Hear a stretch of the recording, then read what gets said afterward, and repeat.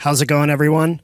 I'm Sam Agnew, I'm a developer evangelist at Twilio, and I'm about to introduce you to a good friend of mine. She is an amazing friend, an awesome engineer, and a really top-notch teacher as well, and she's about to drop some knowledge on you.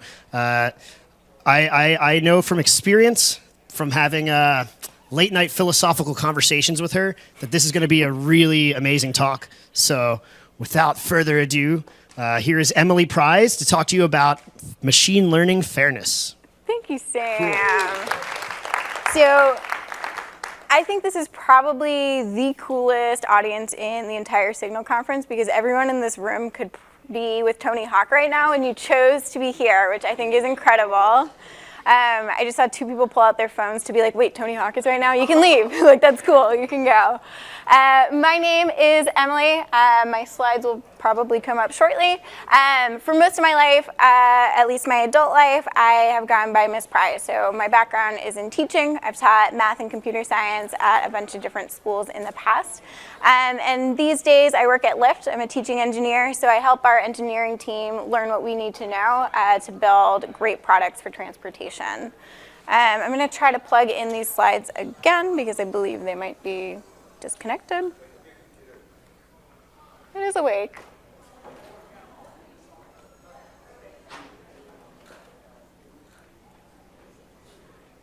I spent so long on these slides, so I want everyone to see how amazing they are. I might have just set up bad expectations for y'all.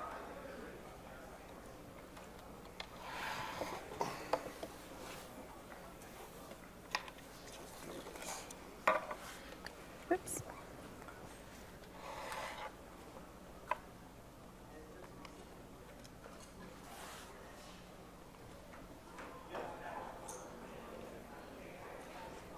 Awesome. Thank you. Round of applause. Thank you so much. That was really helpful.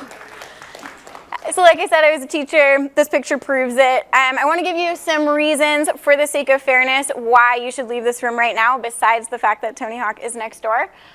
We are going to be talking about social justice today. That makes a lot of people really uncomfortable. I think it is uncomfortable for a lot of us to know that really smart, reasonable people who have the best of intentions can end up causing some pretty negative consequences. That's awkward. We're going to be talking about it. We're also going to be talking about math. I taught math long enough to know that most people, statistically, most people in this room hate talking about math. So be aware, it's really important that we tie our social justice understanding into our mathematical basis. So we will be talking about math today. And the last piece, there is no happy ending. So if you came here hoping that I would give you a definition of machine learning fairness, I regret to inform you will not get that today. And I'm really sorry about that. All of these reasons are not only reasons why you should leave, but they're also reasons why you should stay here. So if you are somebody who is uncomfortable talking about social justice, I'm really, really happy that you're here. The way we get more comfortable with talking about social justice is by doing it. So it's by asking questions. It's about listening. It's about forming and reforming our own beliefs. So I'm super glad that you're here. If you are uncomfortable talking about math, the math we're going into isn't too complex. It might be a refresh for your high school days. That's cool. Don't be scared of the math here. And finally, no happy ending. That's why you're here. I'm really hoping everyone in this room is going to go out and do their part to make our machine learning systems more fair. What we're going to do today is we are going to look at some real-world scenarios and try to make a good definition of fairness. And so by good, I mean it has the real-world impact that we want to see, so from a social standpoint, but it's also mathematically rigorous. So it's something that we can verify either using numbers or by looking at the architecture of a system. This is really hard. We're going to see that it's difficult, but it is too important for us to not do just because it is hard. I want to start with the notion that fair does not mean equal. And I have attributed this quote to every 4th grade teacher in the United States. This is something that elementary school teachers talk about all the time. In fact, in Burbank, Roosevelt Elementary School has this sign posted in every single classroom because it's something that kids need to know. So an example where this might come up is at snack time. A social justice youngster might look around and say, well, if snack time was truly fair, everybody would get the same snack. And so they might look around and they say, this is a good definition. It is tied to the real world impact I want to see. And I can verify whether or not snack time is fair based on this definition. So they look around, they see that most people have milk, but one person has apple juice. they might go to the teacher and say, snack time is not fair, here's my definition, and I can see that it's not happening. And the teacher might reveal, well, that other student is lactose intolerant. They can't have milk, that's why they have orange juice. Most youngsters in this situation say, oh, okay, and go back to it, because they have shifted their definition of what fairness is. They said it's not about getting the same thing. In this case, it's about everyone getting a snack that they're able to eat. That's a shift, and it's a way of adjusting our expectations. In the United States, teachers right now bear a lot of the burden for answering to bad test scores on behalf of students. And there are a lot of reasons for this. In some ways, it doesn't make a lot of sense because the best predictors of outcomes when it comes to students taking standardized tests, the best predictors of outcome have nothing to do with the teacher in the classroom. It has to do with a student's socioeconomic status, their family's involvement in learning. An NIH study shows that regularly eating breakfast improves test scores, and this is something that teachers have nothing really to do with. But nevertheless, we are, in the United States, pretty obsessed with rewarding good teacher behavior and punishing bad behavior. I'm sort of on board with this. I think it is important that we reward good teachers financially. We don't pay teachers enough, and this is a great way to keep good teachers in the classroom. But the way that we go about it is a little bit interesting. So in many states, we have what's called a value-added model, where we say that we know that a significant proportion of student outcomes has nothing to do with the teacher. So we'll look at the actual student outcomes and create some prediction, and the difference between the actual student outcomes and the outcomes that we predicted they would get is going to be what we consider the teacher's value. Cool? So this value is part of teachers' performance evaluation. And so a very reasonable question we might have here is, where does the prediction come from? And so in DC, they came from a private company called the Mathematica Policy Group. If you were paying attention, this really doesn't answer the question of where these predictions come from at all. Since it's a private company, the algorithm is proprietary. So you are not allowed to know where these predictions come from. So you're not allowed to know where a significant proportion of your performance evaluation originated, which to me is a little bit wacky. Because if we're trying to use this to incentivize good behaviors, not understanding what good behaviors caused you to get a bonus doesn't make a lot of sense to me. Similarly, if you lose your job because you did not get a great value from this value-added model, you have no reason to understand why. And so not only is the algorithm proprietary, it's also pretty complicated. So it's not something where you can go through and say, okay, you as a student get 20 points because you live in this zip code. You get 5 points because you speak Bengali at home. When you were in Miss Frizzle's class, you got a B+, that's 3 points. Every day you eat a banana, you get an extra point. It's not how it works. And so charitably, there might be no real way to understand where an individual prediction came from. So if we can't know where the prediction comes from, a reasonable question would be, how do we know that it's fair? And this is a question that I really got an interesting answer from. Mathematica Policy Group put out a pretty famous press statement where they basically said nobody can predict the future, and human children are their own human beings, and trying to distill them into data points doesn't make a lot of sense, which to me is kind of one of the more offensive things that you could say to a classroom teacher when you are the person responsible for distilling those human children into data points. So that to me was a little bit off. We can't know that it's fair, and we can't know where the predictions come from. So then the burden comes on us to look at the model and say, why don't we think it's fair?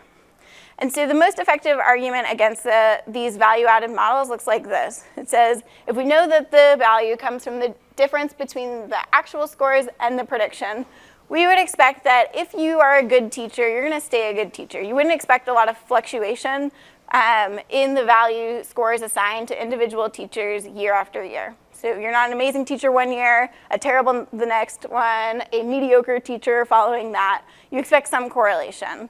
And when they looked at the scores that individual teachers were getting, there was actually a lot of variation. And so if we expect that the true value shouldn't change too much, the difference between the actual scores and the predicted scores was varying a lot. And when your prediction has a lot of variance between the prediction and the outcome, that means that you have a bad prediction. So using these bad predictions to assign values to teachers is something that I think many of us agree is not very fair. And so to follow up the story in DC, there was a lawsuit about this. This wasn't used in every DC teacher's performance evaluation. The value here went from compromising 50% of your performance to only 35% of your performance. But the fact of the matter is that value-added models remain in use in school districts across the country to this day. We don't have a better system in place, and so all of the efforts that are put into change how we judge teachers kind of get stuck at a point where we say we don't know what is fair. We don't know how to create that definition. Creating the definition is hard. We are going to look at a couple cases and try to build a definition together. Raise your hand if you have seen Simpson's paradox before. Like 3 people have. Cool. This is a pretty classical statistical gotcha. It's used in a lot of intro stats classes. I know when I took intro to stats, the takeaway from this was like, everything is fine, women, stop complaining. So ladies, we can look at this together. But we are looking at the admissions numbers from graduate school at UC Berkeley. And so if we are thinking about fairness from a gender perspective, a very reasonable definition of fairness would be to say that there must be an equal number of men and women accepted to the school. If the only numbers we have are acceptance numbers, that would be a really reasonable place to start.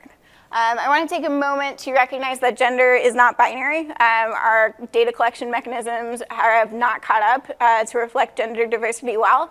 There are a lot of government regulations that require that data is collected in this way. I considered relabeling these to be like Class A and Class B. My problem with that is that it takes us away from recognizing that these are real world numbers, but I just wanted to put that disclaimer there. But anyway, so our fairness, if we are saying that we must have an equal number of men and women admitted, we could look at the numbers and see that that was not happening. So 3,714 men were accepted, 1,512 women were accepted. Math is cool, it can tell us those numbers are not the same. And so people wanted to dive deeper. And so we could evolve our definition of fairness. So rather than saying the absolute values must be the same, we might say that the percentage of men that are accepted must match the percentage of women that are accepted. This leaves it open for us to have more men than women accepted if more men apply. And so if we look at the numbers, we can see that a higher percentage of men were accepted than women. And so we still weren't meeting this definition of fairness that we wanted to see. So our definition can evolve further. The more we understand the process, the more specific we can be. So the way that admissions to graduate schools in most places works, and UC Berkeley included, is that people will apply to a specific program, or they're applying to a specific department. So if we want to look at the departmental breakdown, the story gets a little bit more interesting. So if we look at this table, we can see that I've highlighted all the larger numbers in yellow. So in more departments than not, a higher percentage of female applicants were accepted than male applicants, even though this wasn't reflected in the overall numbers, which is a super interesting finding. It isn't what we would expect to see. And it means that our definition of fairness needs to encapsulate whether or not we're okay with this situation. So we could write a definition of fairness that said for every department, the percent of men that are accepted has to equal the percent of women that are accepted. This is another new definition. I don't argue that it's the right one. Lots of our attempts to increase female representation ends up with like a bunch of white ladies walking around, so we can decide whether that is what we want to see. But either way, our fairness definition has evolved. Some math for you. Our mathematicians can help us see this in a new way, and I think it can clarify the conversation a little bit. So here we have 2 sets of vectors. We have blue vectors and we have orange vectors. And so if we look at the slopes of these vectors, we start to see something interesting. So our blue vectors, if we look at B1, the slope of that vector is greater than the slope of L1. If you haven't seen vectors in a while, if we're talking about slopes, we're saying this is a higher slope than this. So here's L1, here's B1, B1 is higher. Similarly, B1 has a higher slope than B2 has a higher slope than L2. But when we combine these vectors, the slope of B1 plus B2 is smaller than the slope of L1 plus L2. So it's kind of the opposite of what we would expect. And it matches exactly our application situation. So if we take the x-axis to mean the number of applicants who applied, and we take the y-axis to mean the number of applicants that were accepted, a higher slope means a more likely chance of a certain applicant getting in. So if we use the blue vectors to say these are our women who are applying, and the orange vectors are our men who are applying, in each of these departments, women are more likely to get in, so the slope is higher. But overall, women are less likely to get in because they're applying to these competitive programs. Does that make sense? Cool. Another situation where we can look at trying to define fairness. So most of us agree that certain aspects shouldn't impact the outcomes when we are, for example, applying for a home loan. So if you're applying for a home loan, your interest rate shouldn't be determined by your gender. It shouldn't be determined by your ethnicity, because we think these things are irrelevant. There are some situations where we break this. So if we're talking about car insurance rates, we are happy for young people to pay a lot more for car insurance because they end up in accidents more often than older people do. But in general, we have these protected categories that we think shouldn't influence the outcome of a model. And so when we're talking about feature manipulation, I know manipulation has this negative connotation attached to it. All we're talking about is which inputs are we going to put into our model, and how are we calculating those inputs. And so one reasonable definition of fairness would be to say that if we don't want these protected categories to influence the outcome, you're not allowed to use these features in any model that you're training. And this seems like a good start. It matches the reality that we want to see, and it is mathematically verifiable. We can go in and look at the code and say, are we using these features or not? But it also means that instead of using these protected categories, we can use these features that are totally not at all related to the categories. There's actually a pretty strong tie between other features and the protected categories. This is why, for example, if you are a Republican senator or you're a Democratic governor, you are more likely to be named John than you are to be a woman. And it's not because we think being named John makes you a great politician. It's just that there are a lot of older white guys named John. My dad is one of them. He's not a senator, but he wishes. So it's not enough to say we can't use these features in our models. One very popular definition of fairness for the situation right now is to say you cannot use any features that if you use those features, you could calculate any of the protected categories. So if from somebody's name and their zip code, you could reasonably predict their gender or their ethnicity, then you can't use those features. Other models make it easy for us to measure the outcome. So we can, if we're using, for example, a gradient boosted tree, we can say, well, if including a certain feature increases the disparity in outcomes across groups, then you're not allowed to use that feature. These are different definitions of fairness. Again, I'm not arguing that one is better than another, but we're evolving what we mean by it. Another situation this comes up is in word embeddings.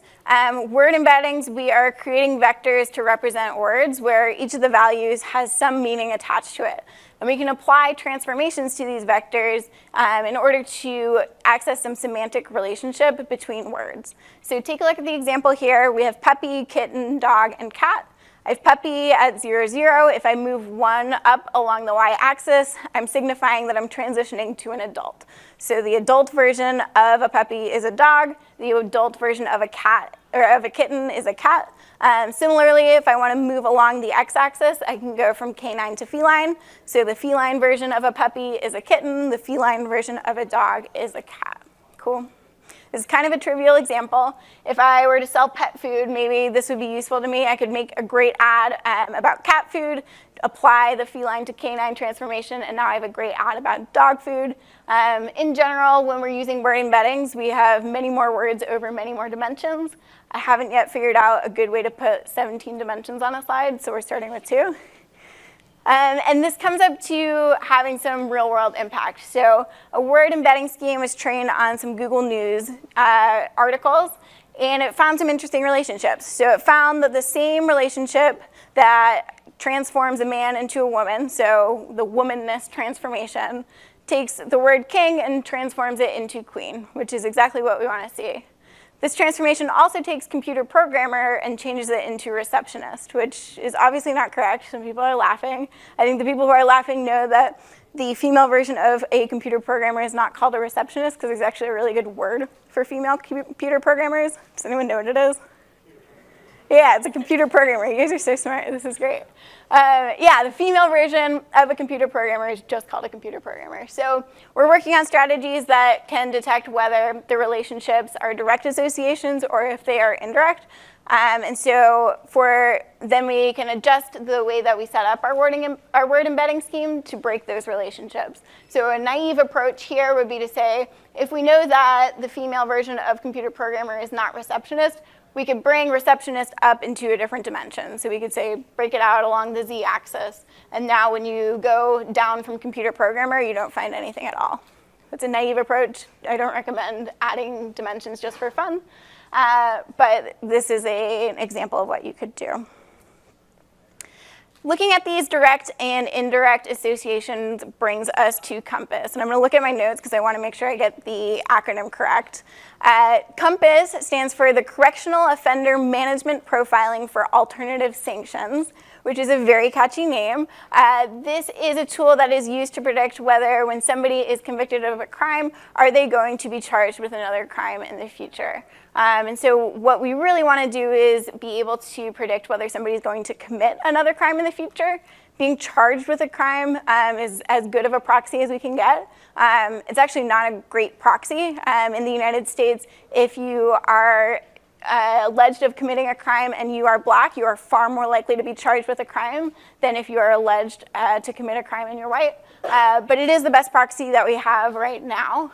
And so this was created in response to seeing bias in the world, that there was a significant issue with racial bias when judges were at the sentencing stage. And so people found that if you were black and you were convicted of the same crime as somebody who was white, you were more likely to have a harsher sentence. And so judges would say stuff like, well, it seemed like they were going to commit another crime. And seemed like is not discrimination proof at all. In fact, it's pretty much a good indicator that you're using some sense of bias. And so this tool was created in response to that bias.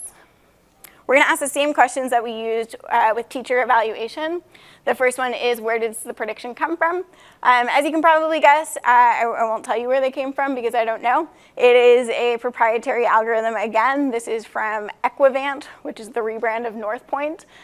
Since the company rebranded, you can guess how the reception to this went.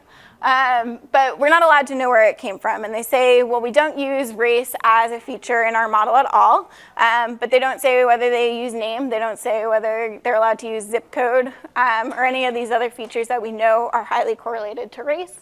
But we're not allowed to know any more details. It's also really complicated. We can't find out any individual predictions and how those individual predictions were made, even if it's a prediction that is going to send you to prison. Given that, how do we know that it's fair? They actually had a great point. So they said, well, we did test how it worked, and it was equally accurate for black defendants as it was for white defendants. That 60% of the time, if somebody was labeled high risk, they went and were charged with another crime in the future.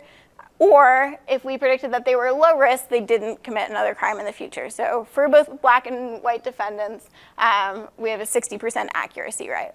And so if we're thinking about why that might not be fair, we can think about what's happening in the other 40% of the time. And so what we found is that even though we had the 60% accuracy rate, when the model predicted that a white defendant was low risk, they were more likely to go ahead and commit a crime than a black defendant who was labeled low risk. The flip side to that is that twice as often the model would predict that black defendants were high risk, and then those high risk defendants did not commit another crime. So if we're trying to put these together into a formal definition of fairness, we expect to have equal accuracy, or calibration within the groups is a term that's thrown around to describe this. So it was accurate for 60% of both black and white defendants, but we didn't have equal false negatives. So black defendants are twice as likely to be incorrectly labeled as high risk. And we also don't have equal false positives. So white defendants who are labeled low risk were more likely to re-offend. Cool. The great machine learning researcher Oprah Winfrey once said, you can have it all, you just can't have it all at once. And so using these three criteria. A paper came out in 2016 that basically said that we can't guarantee any machine learning system is able to satisfy all three. In fact, the only situations where we can guarantee that a system will meet these three criteria are these two really boring cases. So one case is if we have perfect prediction. So if we always know that every person who commits a crime is definitely going to be charged with another crime in the future, we can just always say, yes, this person is high risk, regardless of who they are. Fine. We can also have all three if we're in a situation where we have equal base rates. So if there is the same average likelihood for both black and white defendants, we should just always predict that likelihood. So if, regardless of who you are, you have 20% chance of committing another crime in the future, then we'll just say the risk is 20%. These are boring cases. They're pretty much the trivial case. We rarely, if ever, see these in reality. And if we did find them in reality, we shouldn't even bother with machine learning here. We should just use the heuristic that is described, which is kind of a bummer. This means that we can't have a system with machine learning that satisfies all three. The good news is that we've been here before. So our voting systems fall into a very similar category. Arrow's impossibility theorem basically says if we have some common sense agreements about what preferences mean, an example of that is if I like A better than B and I like B better than C, I better like A better than C. So if we meet some of those common sense assumptions, we can't have these three conditions. So if everybody thinks that X is better than Y, the group should probably think that X is better than Y. That seems very reasonable. The second condition says that if we hold two elections and we let people change their votes in between, but nobody's preference between X and Y changes between the two elections, the group's preference between X and Y shouldn't change. So you can change your opinion about Y versus Z, you can change your opinion between A and B, but if you don't change your opinion between X and Y, the group shouldn't change their opinion. The last condition here is that there's no single voter that has either the power or the knowledge to determine the whole group's preferences. Another way of saying this is there's no prophet in the system and there's no dictator in the system. These three things seem like they should be present in any voting system, but we can't have all three if we have more than two candidates in a voting process. And this doesn't stop us from having elections. So just because we can't have a perfectly fair machine learning system, it doesn't mean we shouldn't try. The explainability of it really does matter. So if we know that we have to make trade-offs, we should be able to describe what trade-offs we're making and what the consequences of those trade-offs are and who is going to bear those consequences. I don't go as far as many people do, so many people say that we should be able to describe how every individual prediction was made if every individual prediction is going to impact an individual. Those are two really different statements, and so you should figure out where you fall along that spectrum. I told you I would give you no happy ending. I can't, but I will give you a workflow that I think makes sense for many systems if you are trying to create a definition of fairness. So I highlighted it in green. I think you should always start with what you want the impact to be. The people who are often best at describing what that impact should be are the people who are most affected by it. So you should start with that impact. Figure out what you can do to formulate it mathematically. So write a statement that you can verify by either looking at the outcome or by looking at the model's architecture. Once you have that definition, you need to bake it in, and you need to know that it's baked in, and you need to be able to prove that it's baked in to the system once you go ahead and build it. You'll notice across the bottom that this is a loop. So once the system is in place, even if you met that original criteria for fairness, you should be open to changing what that criteria looks like. Refining your definition based on the real world is something you should always be open to, and you need to be able to explain how the model works for that loop to work. Along that note, here are these three questions that we've been asking. These three questions are essential for the communication between each of these nodes. So the people who are best equipped to do each of these are often not the same person. On the right, for the system requirement or evaluation criteria, these are often our data scientists, our research scientists, people in academia. These are people who are figuring out how we can design model architectures where we know that we can guarantee some sense of fairness. Our mathematical formulation, this is often our developers and our product managers. I guess as there are a lot of people in this room who fit in that category.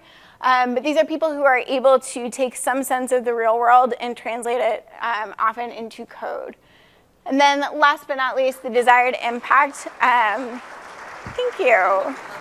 Wow, I'm not done. The desired impact, like I said before, is often best described by the people who are most impacted by the situation. This often means that marginalized people are asked to do this work more often than they should. And so I do recommend that when people who are impacted by your system speak up, you're doing your best to amplify their voice rather than speaking over them. I have no other happy ending. What I do want to leave you with is a little bit of a little nugget from when I was teaching. So I taught a class for high school students on artificial intelligence and machine learning, which to me is amazing that like even exists at the high school level. And I was very open with them that I felt like the skills that they were learning today were not going to be the skills that they needed in the future. So I don't actually care that they come out as AI experts. What I cared about is that they were willing to work together, they were willing to disagree, and that they knew that they could learn hard things. I think those are skills every high school student should have. And so when it came to the final projects, I basically told them, like, do whatever you want. Like, I want you to do something that you care about. And one girl said, I think that our mental health care system is broken. And I said, I agree, go on. And she said, young people don't have access to mental health care unless they come from families where they have the time or the money or the education to know how to deal with these problems. And I said, yep, like, totally agree, that's a big problem. What are you going to do about it? And so she found this behavioral study, and so she created a model that correlated a few easy questions about behavior of young people and could predict the likelihood that that person would be diagnosed with depression in the future, which I thought was incredible. She then goes to a hackathon, which is something that kids do on the weekends now, which is amazing. And so she rallied this group of young people together to build an app that would ask these questions that she identified as most important from like this list of 400 something. Where a young person could go into the app, answer a couple questions, and if her model predicted that this person was likely to be diagnosed with depression in the future, would connect that person with mental health resources in their area, which I thought was amazing, and I thought it was a really great way to tie this sense of social impact and human awareness into the technology we build. So I'll give you that as the happy ending. That is all I have for you today. Thank you so much for coming. I know you had other places to be.